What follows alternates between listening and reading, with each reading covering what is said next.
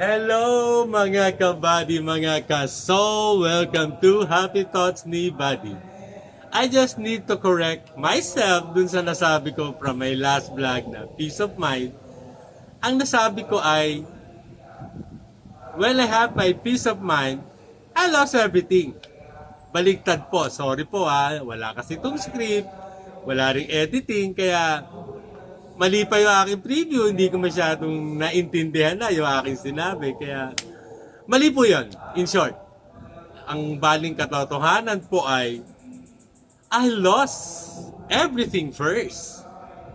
Nung walang-wala na ako, wala na akong pera, nawalan ako ng kaibigan, nawalan sa akin ng tiwala ang maraming tao.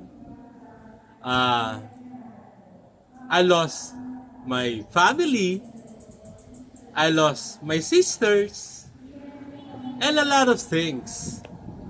Noong una, galit pa ako sa mundo eh. Galit pa ako talaga, as in, lalong sumama ang loob ko sa mundong ito. And then, by the grace of God, unti-unti, binago ako ni Jesus. At doon ako nagkaroon ng peace of mind. Hindi po baliktad. Hindi muna peace of mind and then nawala. I lost everything first. And what God put back to me first is my peace of mind.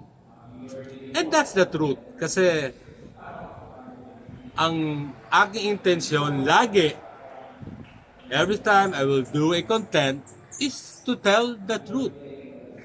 To tell honestly what is coming from my heart. Hindi lang from my mind. Siyempre, ayoko naman makipagbulahan sa inyo. Ayoko rin naman makipagplastikan. Hindi ako Tupperware. I always want to tell you guys, want to share my life. Buhay Dinisol is the truth. Pawang katotohanan lang po. Galing sa aming experience. Hi, Father. God bless you. Pawang, si Father po, Father Diggs. Pawang katotohanan at siyempre po, walang halong biro. Kaya po, sana po mapatawad niyo ako sa aking pagkakamali and sana po huli na to. That's my happy thought.